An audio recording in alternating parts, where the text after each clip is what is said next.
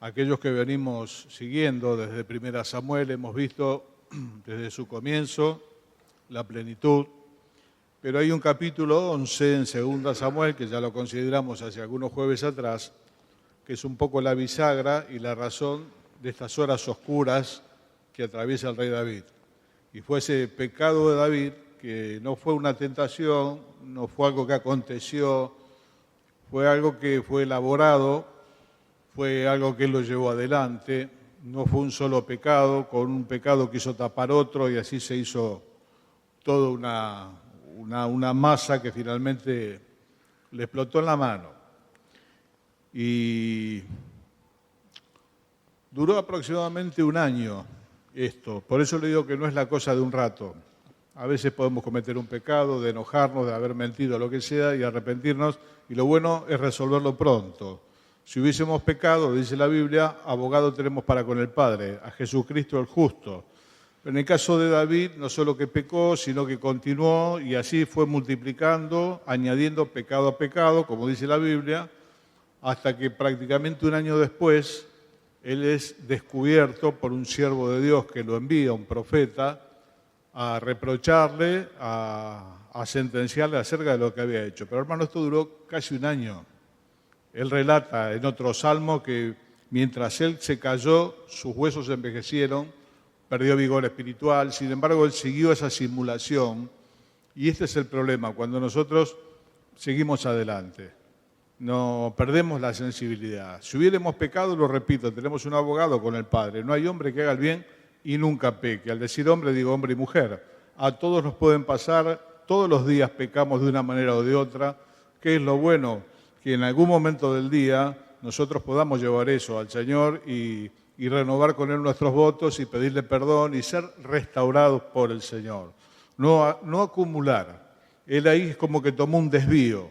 Dejó de ser ese hombre que era, tomó un desvío y empezó un camino que lo alejaba de Dios cada vez más. Y si el Señor no le hubiese enviado a buscar por su siervo Natán, no sé qué hubiese sido de la vida del rey David.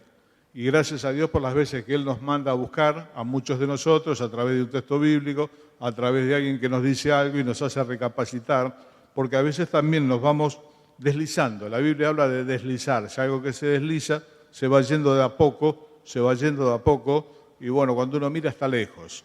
Cuando miramos los cambios del tren son los cambios de vía, que hace muchos años se operaban manualmente. Para desviar un tren, semejante aparato, junto a la vía se pone algo muy, muy fino de acero que empieza de a poquito a hacer un riel alternativo que el tren lo toma y dobla. Bueno, hermano, cuando entendamos que hemos pecado contra Dios, procuremos pronto solucionar. No sigamos deslizándonos, porque cuando nos querramos acordar estaremos muy lejos, se nos hará muy difícil volver, no tendremos ganas de volver. Por eso que hay que hacerlo pronto. Decía un salmista, ¿cuándo vendré y me presentaré delante de Dios? Urgente, todos los días, cada día comemos, cada día respiramos, cada día oramos y cada día confesamos para ser restaurados y no juntamos. Hermano, David juntó durante casi un año hasta que llegó el profeta Natán y le dijo, ese hombre sos vos. Y bueno, ahí comienzan las horas tristes de David, porque Dios dijo, no vas a morir, lo que él había hecho era digno de muerte, pero vas a sufrir. Y ese sufrimiento ya llega en el capítulo 13, cuando una de sus hijas es violada por un medio hermano, hijo de David, pero con otra mujer, la violación de Tamar. Bueno, eso sigue porque después Absalón, este personaje que vimos el jueves anterior, planea cómo vengarse y muere el segundo hijo de David, porque el primero fue el bebé que él engendró en el adulterio. Ese bebé murió, ya va a morir el segundo. En un capítulo muere otro más, Amnón. Y esto después sigue adelante. ¿Y sigue adelante con qué? Y con que su hijo de su debilidad, Absalón, se rebela contra él. Y esto es lo que consideramos el jueves pasado. Y así vamos a seguir viendo capítulo tras capítulo lo que la palabra de Dios dice. La espada no se apartó de la casa de David y David sufrió. Bueno, hermano, la lectura es muy sencilla, pero muchas veces la perdemos de vista. El pecado siempre paga mal. El pecado siempre paga mal. No tenemos que perseverar, nos tenemos que apartar. La Biblia dice que encubre su pecado, como hizo David, no prosperará, mas el que lo confiesa y se aparta, alcanzará misericordia. Muchas veces nosotros lo llegamos a confesar, pero no nos apartamos y tal vez al poco tiempo volvemos y lo confesamos nuevamente. Bueno, la Biblia dice que lo confiesa y se aparta. Esto es lo que David no hizo y esto es lo que muchas veces nosotros no hacemos. Y vamos tomando un desvío que nos lleva, cuando nos queremos acordar ya el corazón está muy frío, ya no tenemos ganas absolutamente ni de congregarnos, ni de leer la Biblia, ni de nada. Entonces, vivamos al día. El pecado siempre, siempre paga mal. La paga del pecado es la muerte. La muerte es la separación con Dios. Y eso es lo que nos trae en vida también a los creyentes. Por eso vamos a leer capítulos tan tristes como los que estamos leyendo ahora. Hoy nos toca leer 2 Samuel, capítulo 16. Vimos en el capítulo 15 que cuando él escucha que su propio hijo Absalón, el de su debilidad, se proclama rey en Hebrón, en vez de disciplinarlo, sofocar la rebelión, dejó su lugar, tal vez porque se sentiría culpable. Tendría frescas las palabras de Natán, que la espada no se iba a apartar de la casa. Lo cierto es que él le deja el lugar a su hijo en Jerusalén y sale. Y una de las escenas más tristes está en el capítulo anterior. Dice que el rey David cruzó el arroyo de Cedrón, lo cruzó llorando, cubierta la cabeza y descalzo los pies. Y con él toda su gente cruzó de esa manera el arroyo que alguna vez cruzó después el Señor en los días de su vida, para ir al jardín al jardín de Getsemaní, al huerto de los olivos, se cruzaba por allí. David de alguna manera es una figura del Señor también, de los padecimientos que el Señor tuvo, no como en el caso de David por sus pecados, sino por los nuestros. El Señor padeció por nuestros pecados, así dice la Biblia. El justo fue por los injustos para llevarnos a Dios. Esa es la gran diferencia con David. Vamos al capítulo 16 y sigue David yéndose con su gente. Dice el versículo 1, cuando David pasó un poco más allá de la cumbre del monte, he aquí Siba, el criado de Mefiboset. Vamos a hacer un poco de memoria. Creo que la mayoría de nosotros recuerda a Mefiboset porque se lo menciona muchas veces, tal vez en la cena del Señor. Mefiboset es un hijo de Saúl y en esa ocasión preguntó al rey David, ya entronado, firme en su trono, ¿queda alguno de la casa de Saúl a quien yo le pueda hacer misericordia? Y bueno, le dijeron, acá hay un hombre, Mefiboset, lisiado, porque se le había caído a la nodriza, llevándolo se le había caído y había quedado lisiado a los pies, y estaba muy lejos y en una situación muy de extrema carencia. Entonces lo hace traer, y con él vino Siba. Y Siba era un criado de Mefiboset. Entonces dijo, mirá, Mefiboset va a comer a la mesa del rey siempre. Y estas tierras que son de él, vos labralas, sacá lo que necesitas, lo demás es para él. Esto lo determinó el rey. Entonces este Siba, que aparece ahora de vuelta, es aquel que debiera haber cuidado las tierras que eran de Mefiboset, que era paralítico, que no se podía mover. Y acá aparece cuando el rey está en bajada, cuesta abajo. Yo le anoté a estos versículos, cuesta abajo. A veces vamos cuesta arriba, vamos subiendo y a veces vamos cuesta abajo.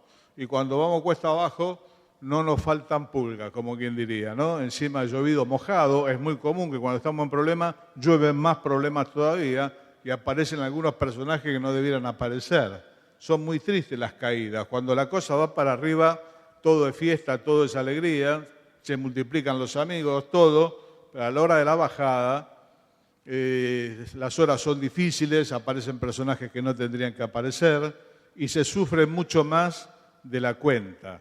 Así que David acá está, barranca abajo, viene bajando, viene escapando de su propio hijo, afligido, llorando, con su gente, pasando de noche, y ahí le aparece este Siba, que es el criado de Mefiboset, de que le tenía que estar cuidando los terrenos a este hombre con el quien hizo misericordia. Entonces le dice así: salió a recibirle con un par de asnos enalbardados, sobre ellos 200 panes, 100 racimos de pasas, 100 panes de higos secos y un cuero de vino. Y dijo el rey a Siba: ¿qué es esto? Y Siba respondió: los asnos son para que monte la familia del rey, los panes y las pasas para que coman los criados, y el vino para que beban los que se cansen en el desierto.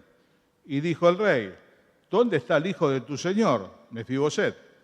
Siba respondió al rey: he aquí, él se ha quedado en Jerusalén, porque ha dicho: hoy me devolverá la casa de Israel el reino de mi padre. Como diciendo, se quedó con Absalón, no quiso venir. Entonces el rey le dijo a Siba: he aquí sea tuyo todo lo que tiene Mefiboset.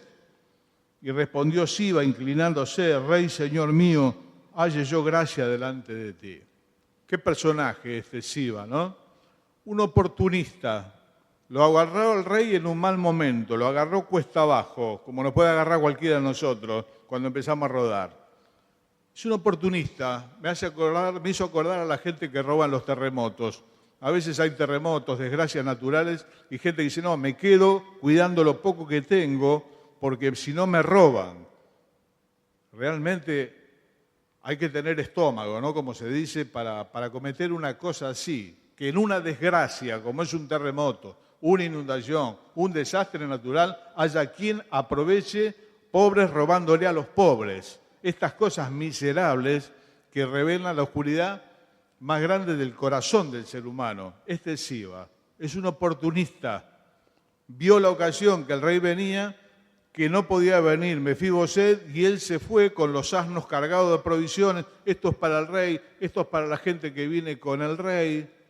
Y el pobre rey, turbado como estaba, preguntó: ¿y Mefiboset dónde está? No quiso venir porque dijo que tu hijo le va a devolver las tierras. David le había dado lo que necesitaba. Y disgustado como estaría y todo, le dijo: mira, todo lo que él tiene, todo esto es para vos. Quédatelo vos todo. Bueno, David se equivocó.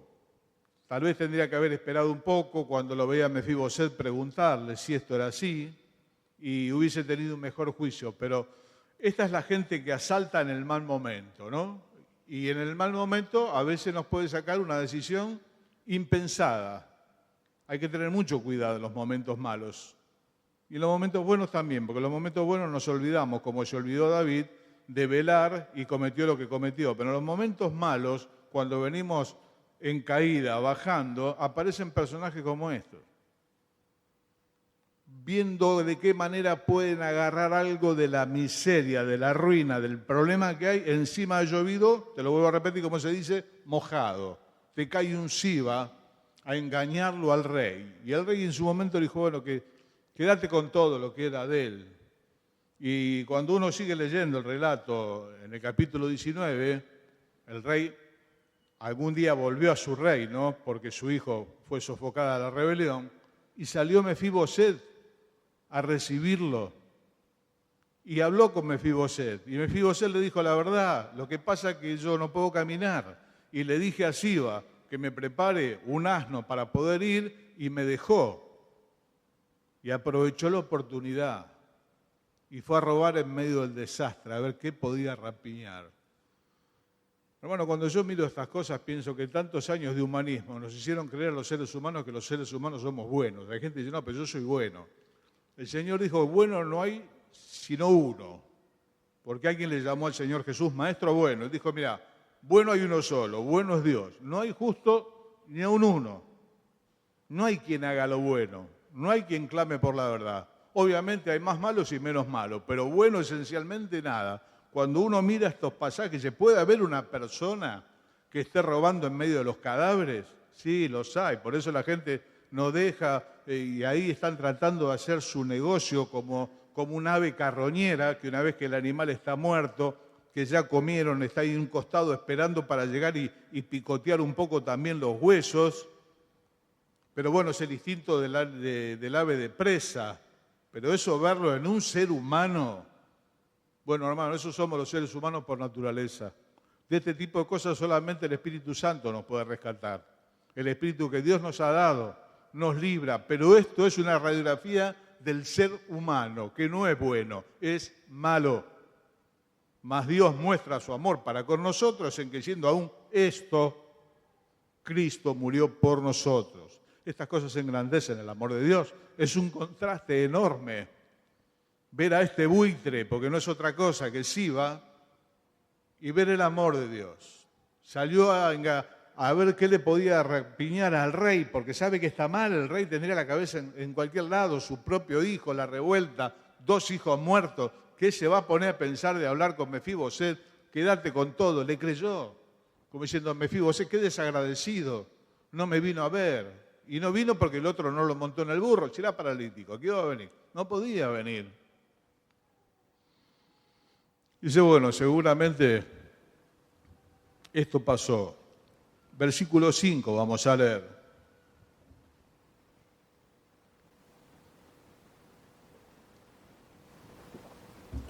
Esto es cuando llueve y no para de llover. A veces la gente dice, más bajo no puedo caer. Sacate la frase de la cabeza, siempre se puede caer más bajo. Por eso que lo importante es no caer. Porque cuando uno cae, se pudo haber roto el pantalón o se puede desnucar. Nunca se sabe hasta qué punto uno puede caer y hasta dónde puede bajar un ser humano. Dios lo sabe. Y es poderoso para guardarnos sin caída. Por eso que tenemos que orar, Señor, libranos del mal. Y especialmente del mal que está en mí, en mi corazón natural. Uy, dice, bueno, pero yo no soy buitre, yo no robo en los terremotos. Bueno, yo no te conozco tanto, ni vos me conocés tanto a mí. Pablo dijo, miserable hombre de mí.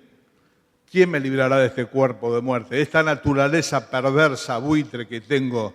Bueno, doy gracias a Dios por Jesucristo. Es el único que puede hacer el cambio cuando nos da su espíritu, cuando viene a vivir a nuestra vida. Si no, los seres humanos somos esto.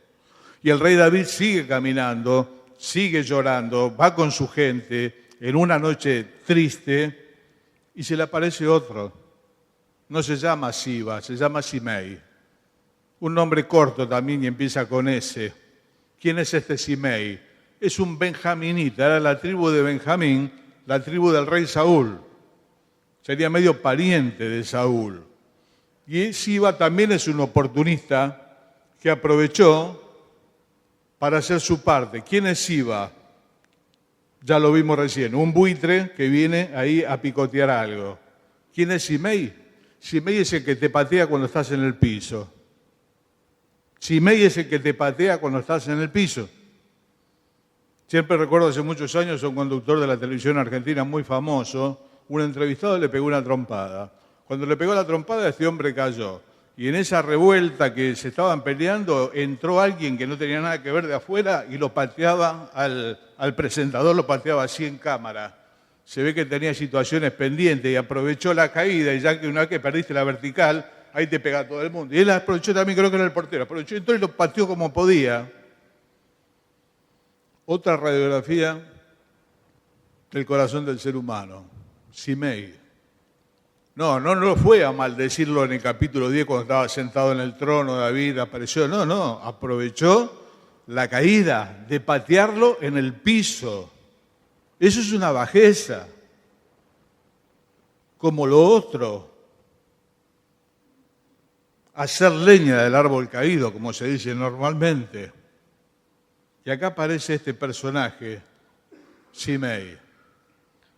Y dice así, vino el rey David hasta Baurín, y aquí salía uno de la familia de la casa de Saúl, el cual se llamaba Simei, hijo de Gera, y salía maldiciendo y arrojando piedras contra David y contra todos los siervos del rey David, y todo el pueblo y todos los hombres valientes estaban a su derecha y a su izquierda. Y decía Simei, maldiciéndole, fuera, fuera, hombre sanguinario y perverso, Jehová te ha dado el pago de toda la sangre de la casa de Saúl, el lugar del cual tú has reinado, y Jehová ha entregado el reino en manos de tu hijo Absalón. Y hete aquí sorprendido en tu maldad, porque tú eres hombre sanguinario. Entonces Abisai, el sobrino de David, guardia personal, le dijo al rey, ¿por qué maldice este perro muerto a mi señor el rey? Te ruego que me dejes pasar y le quitaré la cabeza. Directamente.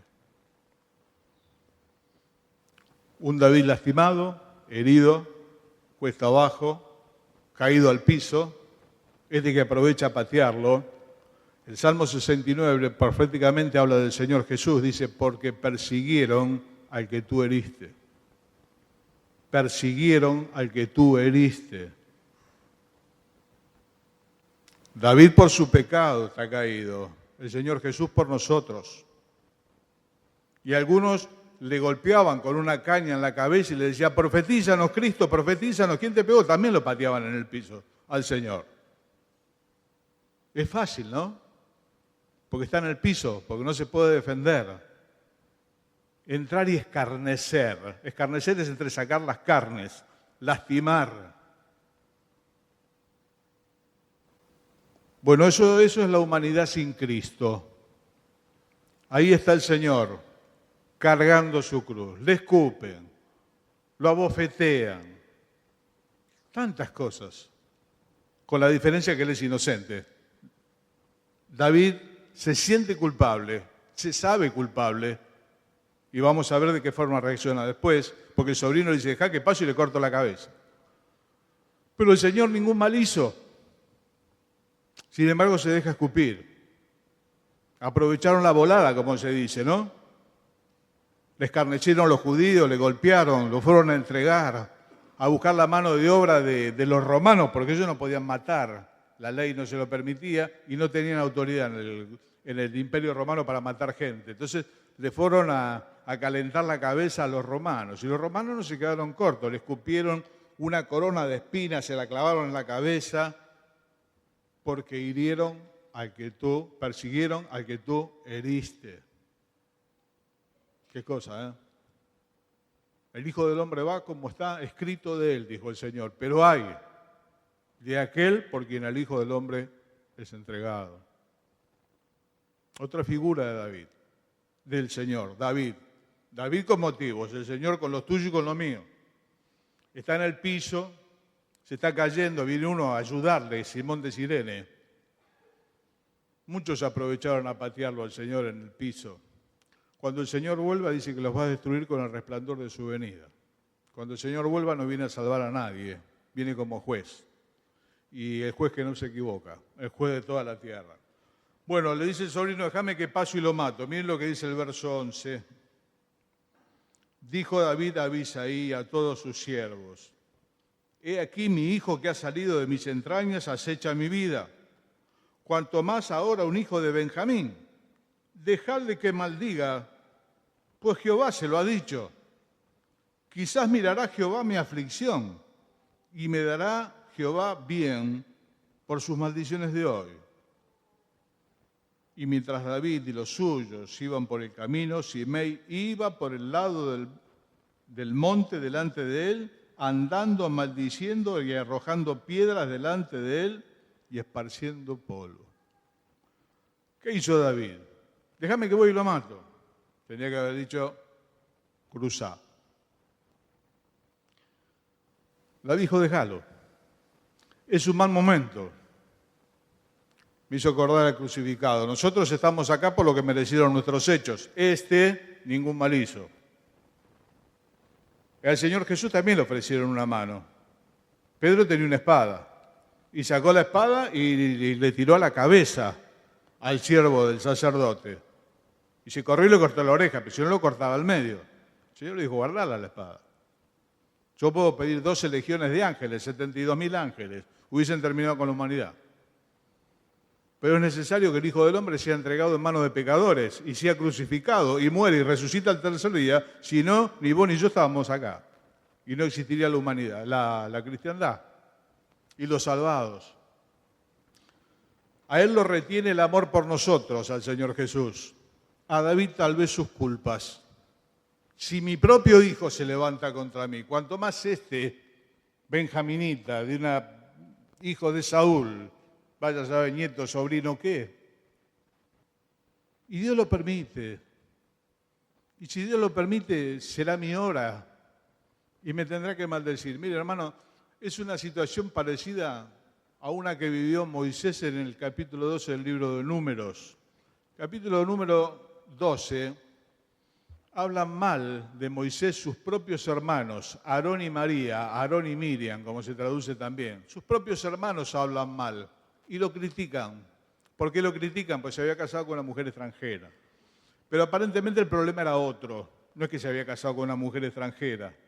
Ellos dicen en un momento, ¿acaso solamente por Moisés habló Jehová? Como diciendo, ¿no habló por nosotros también? Lo criticaban por celos. Por envidia hablaban mal de su propio hermano, a quien Dios había puesto por delante de todos. ¿Y qué fue lo que hizo Moisés? Nada. No se defendió. Y el que salió al encuentro de María, de Miriam y de Aarón fue Dios.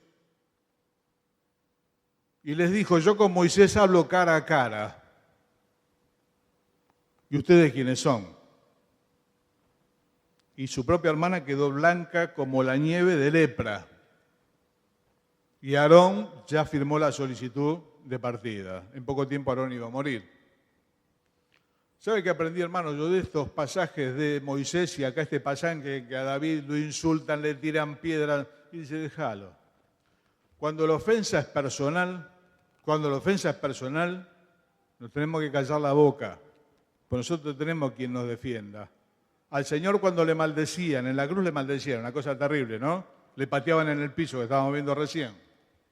No respondía con maldición ni amenazaba, sino que encomendaba la causa al que juzga justamente.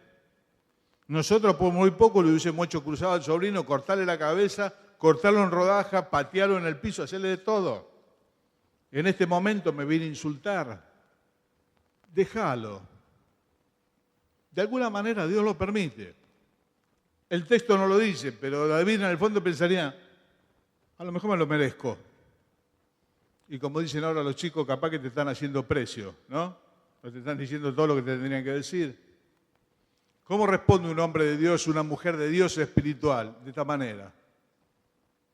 Cuando hablen mal de vos, cuando te insulten, si es personal, hermano, hay que callarse la boca. Por mi tarea en la casa de Dios, en el pastorado de tantos años, normalmente se habla mal de los ancianos en casi todas las congregaciones y a mí me han llegado a insultar en la cara. La experiencia la viví. Por la gracia de Dios me callé la boca. Porque para esto sirve esto que estamos leyendo hoy, para que cuando nos toque nos callemos la boca. Porque Dios saca la cara por sus siervos. Y Dios dice, yo con Moisés hablo cara a cara, con ustedes no. Ella quedó leprosa, su propio hermano tuvo que orar para que Dios la cure, igual estuvo una semana fuera del campamento. Y Aarón ya le quedó poco por delante. No devolváis mal por mal, dice la palabra de Dios. Es tan humano devolver mal por mal. Dios dice, no devuelvan mal por mal. sino venzan con el bien el mal. Esa es la idea. La mejor manera de terminar con el mal es absorberlo, porque si no rebota y vuelve. Y de un efecto multiplicador, cuando vuelve le pega a más gente, es un problema. Entonces, ¿cómo puedo terminar yo con el mal de una manera práctica? Absorbiéndolo. En una ocasión un hermano nos visitaba y decía, los creyentes tenemos que ser como las plantas. ¿En qué sentido? No que estemos quietos. La planta absorbe el anhídrido carbónico que nosotros exhalamos, que es ese oxígeno que ya no sirve, y lo transforma en oxígeno. Gracias a Dios por las plantas, por las muchas plantas, por el verde, ¿no? La fotosíntesis, ¿te acordás de la escuela? Bueno, es ese proceso donde los árboles, las plantas reciben todo el anhídrido carbónico que nosotros soltamos y lo transforman en oxígeno. Nos devuelven bien por mal. Y a eso estamos llamados los cristianos, si somos del Señor. Hermano, cuando nos toque la hora difícil, cuando alguno nos insulte, dice el Señor, si lo hacen mintiendo, son bienaventurados. A mí lo que me preocupa cuando alguno me insulta es que tenga razón. Ahí me preocupa. Si no es cierto, tiene con quién arreglar y no conmigo. Queda claro, hermano, estos pasajes son para que nosotros aprendamos. Fueron escritos para nuestra enseñanza, dice el texto bíblico, no para llenar la reunión del jueves. Esto es para que vos y yo aprendamos que cuando la ofensa es personal, la tenemos que pasar por alto. Ahora, cuando lo que se daña es la obra de Dios, ese es otro tema, porque el mismo Moisés en una ocasión tardó en bajar con las tablas que Dios le dio, y el pueblo se había entregado al desenfreno, adorando un becerro de oro, y este hombre tan manso que se aguantó la escupida, ¿no? Así como quien dice, se sacudió, porque era personal. Cuando el tema tuvo que ver con el pueblo de Dios, agarró el ídolo, lo desmenuzó y se los hizo tomar. No es que no tenía carácter, pero el carácter hay que reservarlo para cuando las cosas tienen que ver con la casa de Dios y con la gloria de Dios. Cuando es personal, bueno, hermano, que escupan. Al Señor lo escupieron, a David lo patearon en el piso. En el mal momento aparece Simei. ¿Quién es este perro muerto?, dice el sobrino. Déjame que cruzo y le corto la cabeza. Déjalo. ¿Qué vas a hacer, hermano, cuando se la agarren con vos? Si tienen razón, sentite mal, porque te estarían insultando con motivo. Y si es mentira, tenete por bienaventurado. Lo mismo hicieron con el Señor y con los profetas. ¿Quién? El género humano. Y terminamos, vamos a ir al versículo 20. En el medio, bueno, vamos a leer el 15 para ubicarnos un poquito en el espacio. El verso 15 dice sencillamente, y Absalón y toda la gente suya, los hombres de Israel, entraron en Jerusalén, y con él Aitofel. Acá ya el rey salió, dejó el lugar, el hijo llegó a Jerusalén, tomó el lugar. ¿Quién entró con el hijo? Aitofel. Algo hablamos de Aitofel el otro día. Era el consejero, uno de los consejeros de David. Y se plegó a Absalón, tal vez por resentimiento. Veíamos que en estas situaciones nunca falta un resentido, porque era abuelo de Betsabé, la mujer que David tomó. Aitofel era abuelo de ella, y tal vez, queriéndose vengar, se fue con el hijo. Junto con él entró Aitofel, y después relata, no lo voy a comentar, el 16 hasta el 19, relata la llegada de un amigo de David, que quiso ir con David. David le dijo, no vengas conmigo. Se llamaba Usai, Arquita. Andá y quédate con Absalón. Y decirle que vos venís a servirlo. Y lo tenía como espía, era un infiltrado. Como dicen ahora, era un topo, ¿no? Lo tenía metido adentro. David lo dejó ahí y dijo, yo a través de mi amigo voy a saber todo lo que está pensando mi hijo. Lo dejó con toda intención. Y bueno, se lo encuentra Absalón, le dice, pero vos sos el amigo de mi papá, ¿qué haces acá? Y él dice, no, yo te voy a servir a vos. De esto tratan estos versículos. Y logra infiltrarse. Pero vamos al verso 20 ya para ir terminando. Entonces dijo Absalón a Aitofel, dad vuestro consejo sobre lo que debemos hacer. Habían llegado a Jerusalén, habían tomado el palacio. Aitofel, ¿qué tengo que hacer? Y Aitofel dijo a Absalón, llégate a las concubinas de tu padre, que él dejó para guardar la casa, ¿se acuerda? Eran 10. Y todo el pueblo de Israel oirá que te has hecho aborrecible a tu padre, y así se fortalecerán las manos de todos los que están contigo. Entonces pusieron para Absalón una tienda en la terraza, y se llegó Absalón a las concubinas de su padre ante los ojos de todo Israel. Versículo 23. Y el consejo que daba Aitofel en aquellos días era como si se consultase la palabra de Dios. Así era todo consejo de Aitofel, tanto con David como con Absalón. Decíamos el otro día, donde pone el ojo, pone la bala.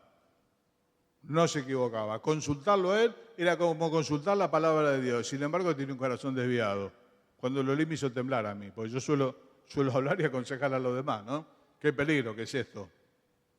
Dice, tú que enseñas a otros no te enseñas a ti mismo. Aitofel la tenía clara en el consejo, sin embargo, él tomó una decisión equivocada. Se fue con Absalón. ¿Por qué? Por resentimiento. Otra pasión baja del ser humano, el resentimiento. Pensaba, un hombre tan sabio, con ese discernimiento, es el único personaje en la Biblia que se dice que consultarlo él era como consultar la palabra de Dios. Sin embargo, lo ganó el resentimiento. Y el resentimiento lo llevó a la muerte. Más adelante Ahitofel se suicida. Este es el personaje, Ahitofel. Pero ¿qué es lo que le aconseja? Mira, lo que tenés que hacer es llegarte a las concubinas de tu padre, tener relaciones sexuales con las concubinas de tu padre. Y ahí todos se van a enterar de que te hiciste aborrecible, que realmente no tenés nada que ver con tu papá, y eso va a firmar su trono. Humanamente hablando, el consejo que le dio era un consejo bueno, políticamente bueno, espiritualmente era pésimo, pero políticamente servía. Absalón estaba mostrando que él había cortado con la casa de su padre, porque de hecho se había acostado con 10 de sus concubinas, lo cual era gravísimo. Y esto lo hizo. Pero cuando uno va un poquito más atrás en la historia, se va al capítulo 12, el versículo 11 y 12, ¿y qué es lo que dijo Natán? Lo que vos hiciste en secreto, tu prójimo lo va a hacer en público. Lo que vos hiciste en secreto, tomar esa mujer, Betsabé, que era mujer de Urías, te la quedaste, abusaste porque fue un abuso, porque él era el rey, por posición y demás fue un abuso, la mujer no tuvo opción de decir que no. Esto que vos hiciste en oculto, te lo van a hacer a los ojos del sol. Este es el cumplimiento de la profecía de Dios. Que nos revela qué cosa, que lo que el hombre siembra, en algún momento, lo va a recoger, hermano, no le quepa la menor duda. Dios no puede ser burlado, dice la Biblia. Todo lo que el hombre sembrare, eso mismo llegará. Ahora, un detalle de la siembra y la cosecha. Cuando uno siembra, lo que siembra es una semilla, es algo muy chiquitito. Lo que tiene que cosechar después, muchas veces, es una planta. O esa semilla llegó a ser un árbol. Reflexión, tengamos cuidado con lo que sembramos. ¿Qué acciones sembramos? ¿Qué cosas hacemos? No, pero lo hice, nadie se enteró. Lo de David tampoco, Dios se enteró. Desagradó ante los ojos de Jehová. Y lo que el hombre siembra, lo tiene que cosechar. Y a través de los años estuve al lado de mucha gente que le tocó arrancar el árbol. Cuando él lo dejó era semilla. Hoy lo que tiene es un árbol que le está levantando toda la baldosa de la vereda, que le está arruinando la vida. Pero hay una ley que es la de la siembra y la cosecha. El único que la puede alterar es Dios en su misericordia. Pero a veces no la altera para nuestra enseñanza. Así que acá David va a tener que soportar ver cómo su propio hijo no solamente se queda con el palacio, sino que tiene relaciones con 10 de sus concubinas. Mis queridos, sigan la historia, reléala en casa. Cuesta abajo, barranca abajo. Yo tengo un compañero de trabajo que no era creyente. Me decía, tené cuidado cuando subís, que te los podés encontrar cuando bajás. Tené cuidado cuando subís, te los podés encontrar cuando bajás. A veces en el ascenso maltratamos gente, nos olvidamos, despreciamos, te lo podés encontrar en la mala hora, cuando te toca bajar. De lo cual nadie está libre, hermano. Que el Señor nos guarde sin caída. Pero fíjate los que aparecieron. Apareció un buitre, Siba, a ver qué puede sacar ahí entre los cadáveres. Y después apareció Simei tirando piedras, insultando. Sí, hermano, sobre llovido mojado. Por eso que vamos a rogar que el Señor nos guarde sin caída. Miremos lo que sembramos. Repito lo del principio, una cosa es el pecado cometido, esa cosa que se me fue de las manos, no lo quise decir, o mentí, o no sé qué. Pero a la noche arreglalo. David juntó por un año y Dios mandó a sacarle la careta, porque si no todavía estaba juntando David.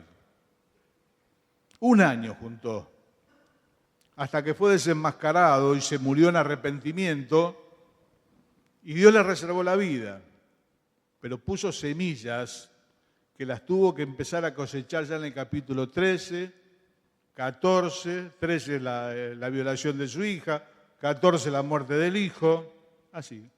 15 la revolución de su propio hijo, el abuso de sus mujeres, la vergüenza que el propio hijo del rey haga lo que hizo. Mis queridos, estas cosas fueron escritas para nuestra enseñanza.